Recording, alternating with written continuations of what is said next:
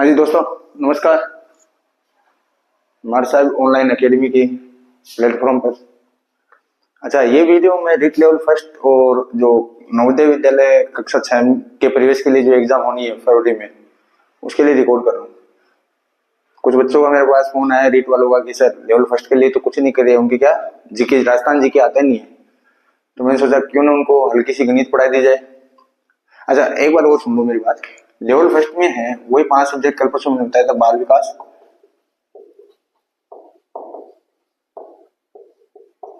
एक पर्यावरण, एक हिंदी, एक संस्कृत, या फिर अंग्रेजी, एक है गणित। गणित मैं तो अगर कोई बच्चा जिसको इंग्लिश नहीं आती है, मैं तो राय दूंगा संस्कृत ले ले, क्योंकि संस्कृत तो हिंदू हिंदी है, मिलती जुलती व्याकरण है और लगभग लगभग क्वेश्चन सही हो जाएगा और पढ़ने में इजी रहेगी। बाकी जो पर्यावरण है, तीसरी चौथी पांचवी, इसमें तो चलती है पर्यावरण अध्ययन की किताब। छठवीं सातवीं आठवीं इनमें चलती है सामाजिक विज्ञान की किताब। इनमें राजस्थान अध्ययन भी आ गया, प्लस राजस्थान अध्ययन, ये पढ़ लो, बहुत सफिशियंट है। इसके ज्यादा पर्यावरण बाहर जाना मतलब इतनी मोटी लक्ष्य किताब ले आओ फिर किसी और की ले आओ, मैं तो राय नहीं दूंगा। मैं तो इतनी सी राय दूंगा कि तीसरी चौथी पांचवी किताब आती है, छठी सातवीं आती है, वो पढ़ लो, बहुत सफिशियंट है। क्योंकि आपके पर्यावरण में जो टॉपिक है वो दिए हुए हैं, आवास, मतलब जीके से संबंधित नहीं हो, पर्यावरण आस पास चारों, हमारे चारों ओर के आवरण क्या कहते हैं, पर्यावरण। उसी पर्यावरण से संबंधित ही क्वेश्चन पूछा जाएगा आपसे। उसमें सब आ गया, साइंस का भी आ गया, हल्का सा सामाजिक का भी आ गया, सब आ गया। समाज कैसा है, वो आवास कैसे है, लोग कैसे रहते हैं, कपड़े कैसे पहनते हैं, वो सब पूछेंगे। दूसरी बात रही हिंदी की, हिंदी की तो मैं पढ़ा दूंगा आपको। और अगर आपको नहीं भी पढ़ी हुई है तो 9 से 12 आरबीएसई बस सफिशियंट है हिंदी। ज्यादा मोटी बुक में मत उलझ जाना, हिंदी बहुत सफिशियंट है। 9 से 12 आपको बेसिक नॉलेज होना चाहिए, वही आएगा। आपको नियम वगैरह याद होने चाहिए, वही आएंगे, ठीक है। अच्छा, संस्कृत आप है जो संस्कृत भी आप मेरी मानो तो 6 से 8 की जो संस्कृत की किताबें चलती है, ये सरकारी विद्यालयों में आप पढ़ के देखना। आपकी बेसिक, एक बार बेसिक कंप्लीट कर लेना, उसके बाद किसी गाइड की तरफ जाना संस्कृत के लिए, यही अच्छा रहेगा। एक मिनट में चेक कर लो, वीडियो चल रही था।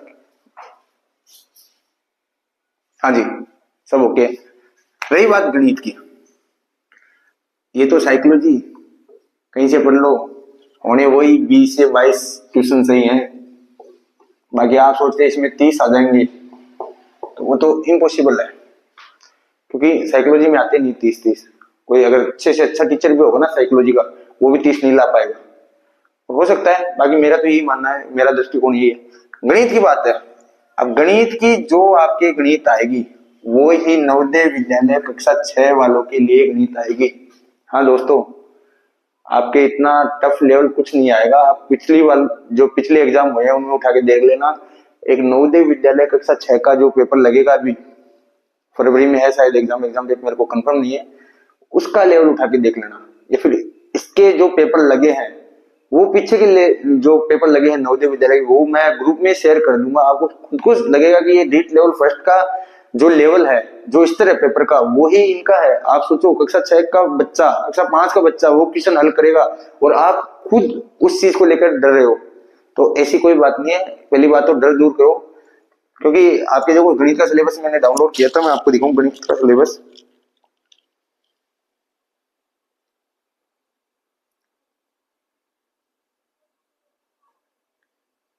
देखो, पहला ही पहला है 1 करोड़ की, 1 करोड़ तक की पूर्ण संख्याएं, ठीक है, ये भी इनकी आएगी। स्थानीय मान, तुलना, गणितीय मूल संक्रियाएं, जोड़ बाकी, गुणा भाग, भारतीय मुद्रा, एक पूरा टॉपिक खत्म। उसके बाद में भिन्न, उचित, अनुचित और मिश्र भिन्न, असमान वाली, जोड़ बाकी, अभाज्य, संयुक्त, गुणनखंड कौन से हैं, लघुत्तम, महत्व, एक एक नियम, औसत, लाभ, हानि, ये सारा का सारा सिलेबस नवोदय विद्यालय के एग्जाम में आता है। और वो बच्चे भी पढ़ के जाते हैं, आपके जैसे बच्चे हैं, वो बहुत छोटे हैं आपसे, वो भी उस लेवल का पढ़ के जाते हैं। वो एग्जाम में तभी पास हो पाते हैं जब उनके गणित में अच्छे नंबर आते हैं। तो आज हम रीट लेवल फर्स्ट में या फिर नवोदय विद्यालय में जो भी आएगा, जो मतलब गणित का स्तर आएगा, उसके बारे में थोड़ी चर्चा करेंगे, कुछ चीज पढ़ेंगे।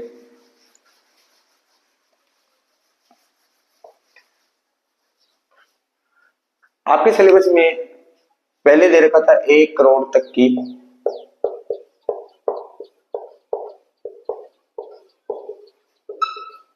पूर्ण संख्याएं। कितने करोड़ तक? 1 करोड़ तक की पूर्ण संख्या। अच्छा, पूर्ण संख्याओं में पूर्ण संख्याओं को पढ़ने से पहले अपन एक चीज जानेंगे कि पूर्ण संख्या होती क्या है। देखो, पहले तो होती है प्राकृतिक संख्या, नेचुरल नंबर। क्या बोलते हैं इंग्लिश में इसको? Natural number. हाँ, मेरे को थोड़ी थोड़ी इंग्लिश आती है, कभी कभी बोल लेता हूँ, ठीक है। अच्छा, ये देखो, एक तो लोड ही मत लेना कि मैं इनको याद कैसे करूँ, ये रटने बैठ जाओ, रटना भी नहीं है। प्राकृतिक, कोई भी चीज प्राकृतिक होती है, नेचुरल होती है। अपन स्कूल में जाएंगे, नेचुरल जाते हैं आराम से, घर वाले बिठा के अपनी गिनती कहाँ से सिखाई जाती है? 1 से। कहाँ से? 1 से। तो प्राकृतिक संख्याओं की शुरुआत होगी 1 से, और ये ले लो भाई साहब, इंफिनिटी मतलब अनंत। जितनी आपकी क्षमता है आप लिख पाओ उतने लिख दो, अनंत, ठीक है। दूसरी पूर्णांक, ये पूर्ण संख्या है। कौन सी? पूर्ण संख्याएं। पूर्ण संख्याएं क्या होती है? अगर प्राकृतिक संख्याओं में जीरो भी शामिल कर दिया जाए, जीरो शामिल कर दिया जाए तो इनको क्या बोल देंगे? पूर्ण संख्याएं। अब एक आता है पूर्णांक। क्या आता है? पूर्णांक। पूर्णांक क्या होता है? अगर पूर्ण संख्याओं में माइनस वाली संख्या भी, तो माइनस वाली से लेके जैसे -4, -3, -2, -1, 0, 1, 2, 3, 4, 5 और अनंत। ध्यान रखना, संख्या रेखा ऐसी बनती है, आपकी संख्या रेखा काम आएगी रीट लेवल वालों के, लेवल फर्स्ट वालों के। संख्या रेखा पे अगर इस तरफ बढ़ते हैं तो उनका मान भी बढ़ता है, इस तरफ बढ़ते हैं तो उनका मान भी बढ़ता है। मतलब -4 से बड़ा -3 है। इस चीज को ऐसे समझे, अगर आपको 4 रुपए खो जाए, एक 3 रुपए खो जाए, तो -3 बड़ा है, -2 बड़ा है, -1 बड़ा है, 1 बड़ा है। इधर जैसे जैसे जाएंगे संख्या का मान बढ़ता जाएगा। एक है, ये 3 चीज याद की। प्राकृतिक संख्या क्या है? जहां से गिनती स्टार्ट होती है, जहां से गिनती क्या होती है? प्रारंभ होती है। क्या होती है? गिनती प्रारंभ होती है। प्राकृतिक संख्याओं में क्या कर दे? जीरो शामिल कर दे। क्या कर दे? जीरो शामिल। पूर्णांक में क्या होता है? माइनस की संख्या शामिल कर दे। क्या कर दे? माइनस की संख्या शामिल कर दे। आगे देखो, एक होती है भाज्य संख्या। कौन सी? भाज्य संख्या। अच्छा, आपको पता भी होना चाहिए, भाग भाग देते ना, एक भाग भाग देते, तो आपको पता रहना चाहिए भाजक, भाज्य और भागफल, ठीक है। तो इधर जो देता है, मान लो ये अपन दे रहे हैं जैसे 23 का 43 56 में भाग दे रहे हैं, तो इसको तो बोलते हैं भाजक, इसको बोलते हैं भाज्य, और इधर जो उत्तर आ जाएगा उसको बोल देंगे भागफल। अच्छा, भाज्य संख्या क्या होती है? वे संख्याएं जिनमें 3 संख्याओं का भाग जाना चाहिए, सबसे पहली शर्त। या फिर खुद संख्या के अलावा कुछ भी मत रटो, मैं जैसे बता रहा हूं वैसे याद कर लो। भाज्य संख्याएं वही होंगी जो खुद संख्या के अलावा किन्हीं 2 अन्य संख्याओं का भी भाग जाना चाहिए, किन्हीं 2 अन्य संख्याओं का भी भाग जाना चाहिए। क्या कहलाएंगी वो? भाज्य संख्या। क्या कहला देंगी? भाज्य संख्या। जैसे 1 में कितने का भाग जाता है? सर 1 का जाता है, ठीक है। 2 में जाता है, 1 का भी जाता है सर, 2 का भी, आगे नहीं जाता। 3 में सर 1 का भी जाता है और 3 का भी। अच्छा, 4 में 1 का भी जाता है, 2 का भी जाता है, 4 का खुद का भी। तो देखो, इसमें इसको तो भूल जाओ, ये तो यूनिक नंबर है, न भाज्य है न अभाज्य, यूनिक नंबर। 2 में 1 का जा रहा है, 2 का जा रहा है, बाकी किसी का नहीं जाता। मैंने यह संख्या खुद संख्या के अलावा, तो खुद संख्या को अपन छुपा ले तो केवल एक संख्या का भाग जा रहा है, इसलिए भाज्य संख्या नहीं है। फिर इसमें इसमें दो संख्या को जा रहा है, खुद के अलावा एक का जा रहा है, इसलिए भाज्य संख्या नहीं है। इसमें देखो खुद के अलावा दो संख्या को भाग जा रहा है सर, इसलिए ये भाज्य संख्या है। अतः 4 सबसे छोटी क्या है? भाज्य संख्या। क्वेश्चन रीट में सीधा सीधा आया हुआ है। 4 सबसे निम्नलिखित में सबसे छोटी भाज्य संख्या है। उसमें 2 ऑप्शन दे दिए तो अपने भाज्य और सम में अपने को कंफ्यूज नहीं होना। सम तो होती है जिसमें 2 का भाग जाए, विषम होती है जिसमें 2 का भाग नहीं जाए। भाज्य क्या होती है? जिसमें 2 का भाग मतलब खुद संख्या के अलावा कितनी संख्या को भाग जाना चाहिए? 2 का। ठीक है। एक है इसमें अभाज्य संख्या। आगे आपके टॉपिक भी है अभाज्य गुणनखंड, अभाज्य संख्या। इसमें केवल संख्या के अलावा नहीं, केवल एक के अलावा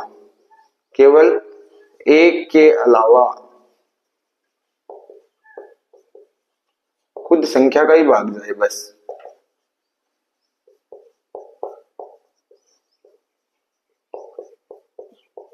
केवल एक के अलावा खुद संख्या का ही भाग जाए उसको कहते हैं अभाज्य संख्या। जैसे एक होगा क्या? नहीं सर, एक में तो केवल एक का ही जा रहा है, लेकिन एक और खुद का भी जाना चाहिए, लेकिन एक तो न भाज्य है न अभाज्य है।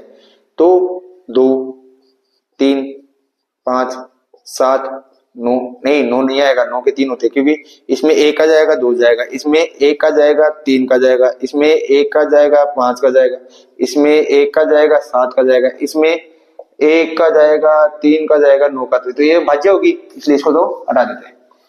अब एक बार रेट में क्वेश्चन आया हुआ है, निम्नलिखित में से सबसे छोटी समभाज्य संख्या है। क्वेश्चन वापस सुनना, निम्नलिखित में से सबसे छोटी समभाज्य संख्या है। ऑप्शन आ गया उसमें 2 ऐसे आ गया। जिसने डायरेक्ट पढ़ा सम, जहां सम दिखा उनको डायरेक्ट सबने यही कर दिया, जबकि सम भाज्य संख्या क्या है? सबसे छोटी भाज्य संख्या ही है 4। आए समझ में?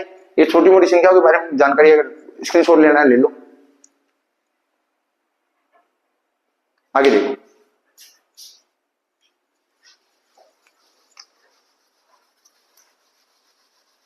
अब आगे पढ़ेंगे अपन सम और विषम।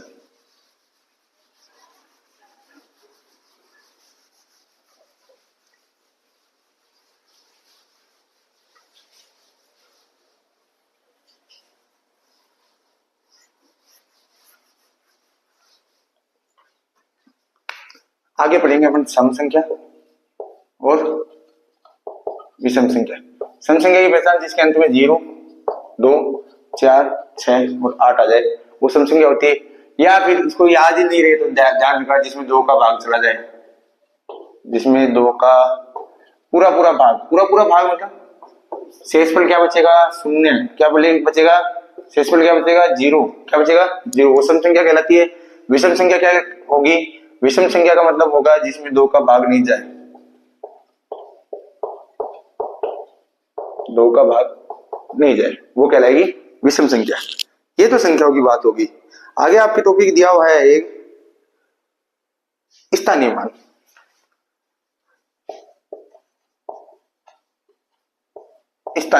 स्थानीय मान से पहले अपने को संख्याएं आनी चाहिए पढ़ना।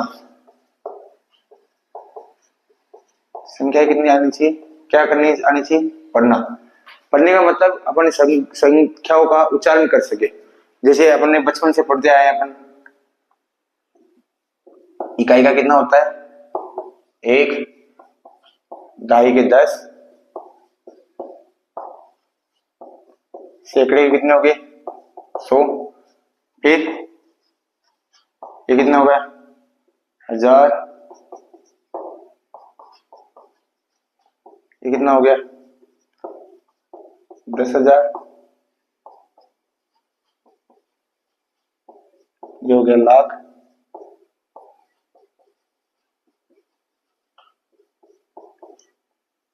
ये हो गया 10 लाख।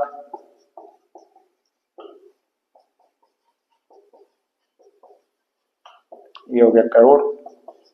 बस 1 करोड़ तक ही तो पूछेंगे आपको। नवजे वाले को इतना ही पूछते हैं। नवजे वाले को तो और 10 करोड़ में चला जाता है, आपको तो 1 करोड़ से ज्यादा पूछेगा नहीं। ध्यान रखना, इकाई का 1, ढाई का 10, सैकड़ा का 100, हजार के ये एक के साथ 3 बिंदु, ये आप पढ़ सकते हो। इधर से पढ़ते अपन इकाई, ढाई, सैकड़ा, हजार, 10,000, इकाई, ढाई, सैकड़ा, हजार, 10,000, लाख, इकाई, ढाई, सैकड़ा, हजार, 10,000, लाख और 10 लाख। ये ऐसे पढ़ना पड़ता है। अब रीट में सवाल आता है, रीट में सवाल कैसे आता है, आप क्या आता है, उनके तो आता है, बच्चों को तो आता ही है, बेचारों के, उनके तो बहुत टफ आता है, आपके कैसे आता है? 3 सैकड़ा, 5,000, 7 ढाई, 4 इकाई का मान कितना होगा?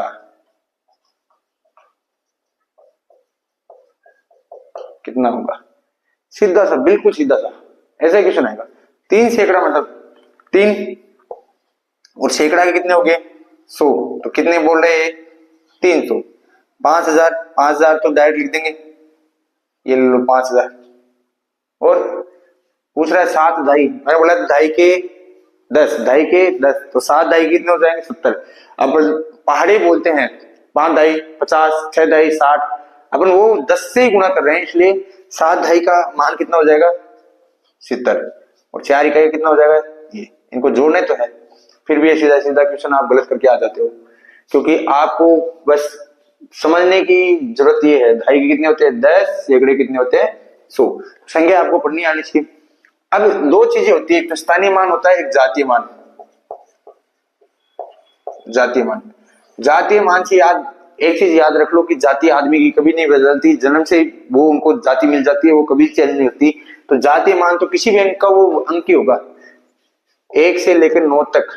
1 का जातीय मान 1, 2 का 2, 3 का 3, 4 का 4, 5 का 5, जातीय मान वही होगा, चेंज नहीं होगा।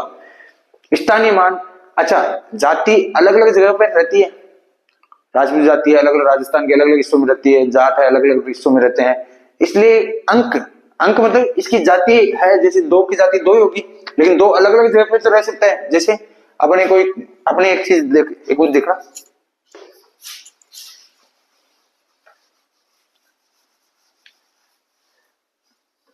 जैसे मैं कुछ संख्या लिख रहा हूँ 3,200, 34,240, 5, 3, 8, 2, 4, 7, 6, 5,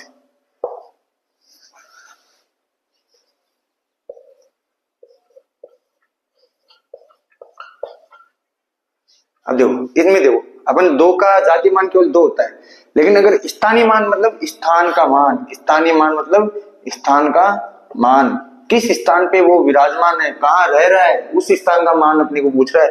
तो इसमें देखो, इसमें कहाँ है 2, ये रहा। तो 2 का स्थानीय मान ज्ञात करने के लिए जो स्थान पर 2 बैठा है, या फिर कोई भी अंक का स्थानीय मान अपने से पूछे, जिस स्थान पे अंक बैठा है उसके आगे के अंक गिनने हैं और उतने ही बिंदु लगा देने हैं या शून्य लगा देने हैं। 2, ये लो 2, तो 1 और 2, कितने अंक है इनके आगे? 1 और 2, तो 2 का स्थान में इस संख्या में कितना हो जाएगा? 200। कितना हो जाएगा? 200। इस संख्या में बताओ, इस संख्या में 2 का स्थानीय मान 2 ही रहेगा, क्योंकि 2 से आगे कोई अंक नहीं है, तो 2 का 2। इस संख्या में अगर 2 का स्थानीय मान पूछ ले तो वो ट्रिक, कुछ चीजें याद करने के लिए कि 2 कहाँ पे है, यहाँ पे, और 2 से आगे कितने हैं? 1, 2, 3, 4, 4 बिंदु ठोक देंगे। क्या कर देंगे? ठोक देंगे, लिख देंगे। इस संख्या में अगर 2 का स्थानीय मान पूछे तो 1, 2, 3, 4, 5, 2 के साथ कितने बिंदु लगाने हैं? 1, 2, 3, 4, 5। तो ये दोस्तों ये स्थानीय मान है। क्वेश्चन आके आता है निम्नलिखित संख्या में, कोई भी संख्या दे देगा, उसमें पूछ लेगा निम्नलिखित संख्या में 2 के स्थानीय मान व जातीय मान का अंतर कितना होगा। या फिर एक ही संख्या में अलग अलग अंक दे दिए जाएंगे, निम्नलिखित कोई संख्या दे दी जाएगी, जैसे ये दे दी जाएगी, ये कोई संख्या दे दी, इसमें बोले निम्नलिखित संख्या में 8 के स्थानीय मान, 8 के दोनों स्थानीय मानों का अंतर कितना होगा, फिर यहां से इसमें से ये घटाना पड़ेगा। ठीक है, ये होगी संख्या, मतलब थोड़ी बहुत संख्याओं की समझ। अब एक क्वेश्चन रीट में ये भी आता है कि 2 अंकों की सबसे छोटी संख्या, सबसे बड़ी संख्या, उनका अंतर, उनमें एक जोड़े तो क्या आएगा। जैसे भी नवोदय वालों के एक क्वेश्चन आता है 3 अंकों की संख्याओं में से, ये क्वेश्चन आया था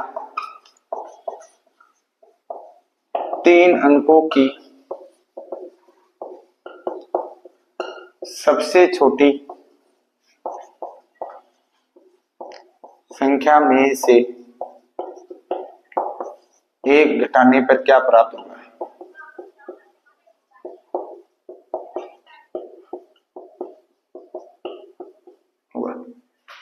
तो जिसको समझ में, बच्चों को बहुत कम समझ में आता है। बच्चे क्या है, 3 अंक आते ही सीधे 999 पर करते हैं, जबकि ये 3 अंकों की सबसे बड़ी संख्या है। तो इस चीज का ध्यान रखना है। वहां पे क्वेश्चन को अच्छे से पढ़ना है। क्वेश्चन अच्छा पढ़ोगे, 2 बार पढ़ लोगे, आराम से उत्तर आ जाएगा।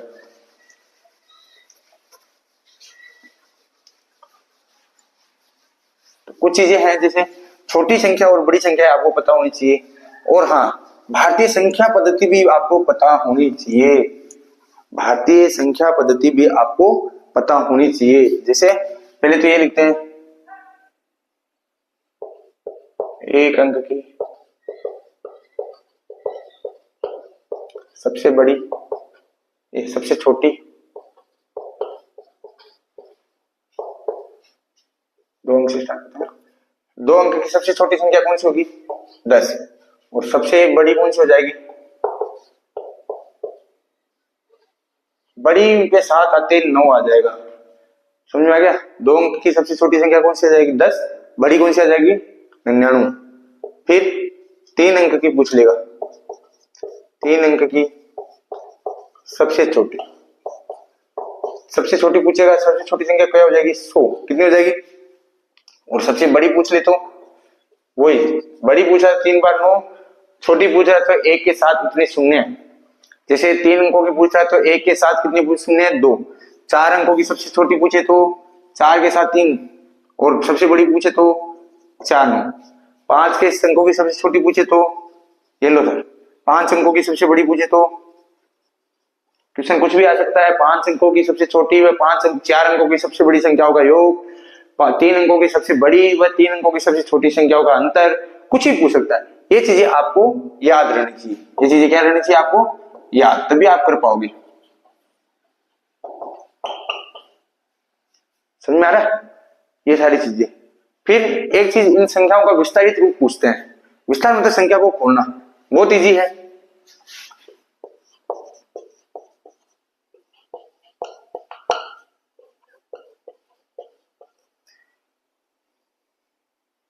ये कोई संख्या है, ये संख्या है 54,324, 68,765, 97,432। इनमें आपको विस्तारित रूप पूछ ले तो कोई घबराने की बात ही नहीं है। घबराने मतलब आपको घबराना तो है ही नहीं। आराम से, मैं हूं ना आपके साथ, मेरे पे विश्वास है ना? मेरे पे जितना विश्वास कर सकते हो करो।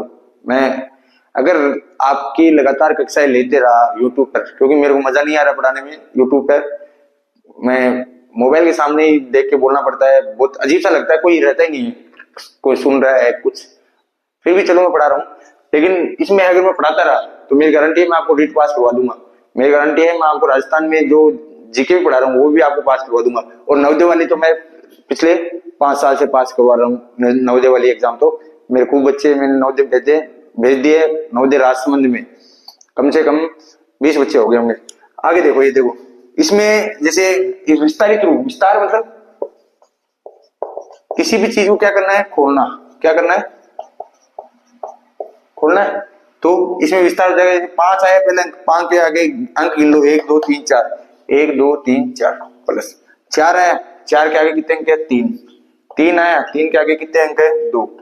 2 आया, 2 के आगे ये है 1 अंक, लास्ट का बच गया 2। वैसे ही 6, तो 6 के आगे कितने अंक है? 1 2 3 4, 1 2 3 4, फिर 1 2, फिर 6 के आगे, फिर अंतिम अंक के आगे अंक लिखेंगे। अच्छा सर, बीच में 0 आ जाए तो? जैसे एक संख्या आया 45,000, तो 4 के साथ तो 4 के आगे तो कितने अंक लगा दोगे आप? 4। 5 के साथ 3, लेकिन 0 के आगे कुछ नहीं लगाना, 0 को छोड़ देना, बाकी इसमें कर लो 30 और फिर 9। ये आपके विस्तारित रूप हो गया। अच्छा, रीट में एक चीज और पूछेंगे आपसे, एक बार पेन चेंज कर लो।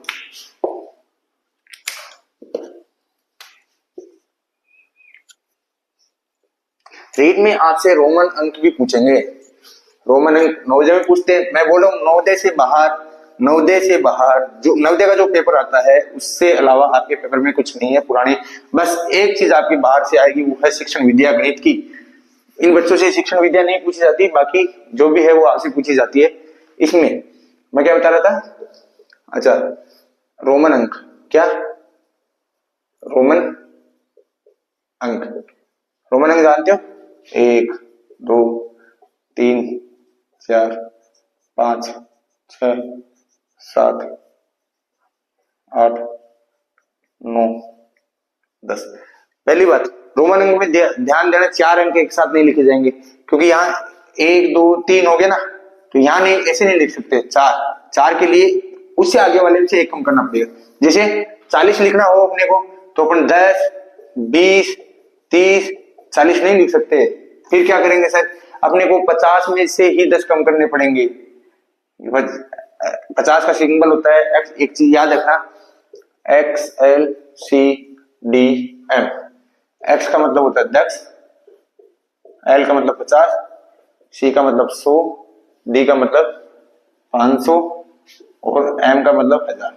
अगर ये 5 कीवर्ड याद हो जाए तो आप 100 1000 तक गिनती बना सकते हो, और आपको 1000 से नीचे नीचे अंक पूछेगा। हमारे मेरे टाइम पे एग्जाम में आया था क्वेश्चन उस हिसाब से। तो अभी 40 को अपन लिख देंगे ऐसे, मतलब अगर रोमन इसमें रोमन प्रणाली में अंक के इधर राइट साइड अगर कोई अंक लिखते हैं तो उसकी वैल्यू बढ़ती है, लेफ्ट साइड लिखते हैं तो उसकी वैल्यू घटती है। इसे इसको बोलते हैं 5 5 5 के इधर 1 लिखा तो मतलब 5 से 1 कम, 5 के इधर 1 से लिखा तो 5 से 1 ज्यादा 6, 6 से 2 ज्यादा, 6 से 3 ज्यादा, अब वापस 4 एक साथ लिखे तो 10 से 1 कम। तो ये रोमन अंक भी आप याद रखना। तो ये आपका होमवर्क, आप इन चीजों की मदद से आपको रोमन संख्या 1000 तक गिनती लिखनी है। एक क्वेश्चन आएगा पक्का, ठीक है। तो ये करोड़ संख्या तक होगी, स्थानीय मानांक हो गया, जातीय मान ये हो गया। आगे जैसे जैसे अपन धीरे धीरे संख्याओं को पढ़ेंगे वैसे वैसे, मतलब धीरे धीरे जैसे जैसे सिलेबस को पढ़ेंगे वैसे वैसे मैं आपको ये बताता चलूंगा कि क्या पढ़ना है, कैसे पढ़ना है, कितना पढ़ना है, ठीक है। आपको रोज मेरे साथ क्लास देनी है, मेरे साथ जुड़े रहना है। मैंने स्टूडियो, मतलब स्टूडियो तो क्या है, बोर्ड लगाया आज घर पे आके, उसमें बहुत टाइम लग गया। घर पे लाइटों की लाइट भी नहीं आती, और भी अलग समस्याएं रहती हैं। तो कल से कोशिश करूंगा 4-5 क्लासें एक साथ लेने की। और दूसरी बात, इसको सबसे बड़ी समस्या मेरे से ये हो रही है कि अपलोड करने में बहुत टाइम लगता है। पिछली बार मैंने 58 मिनट का जो वीडियो अपलोड किया था उसमें 4 घंटे लगे भाई साहब। समझ में नहीं आया कहाँ से कौन किसका वीडियो देखूं, किसका नहीं देखूं, कहाँ से कैसे सीखो अपलोड करना। और स्पीड भी अच्छी पकड़ रही है, फिर भी पता नहीं क्यों हो रहा है। अब यहाँ पे लाइट भी प्रॉब्लम करी है। थैंक यू, आज के लिए आपका बहुत बहुत धन्यवाद मेरे को सुनने के लिए, और मिलते हैं अगली क्लास में। जाओ, धन्यवाद।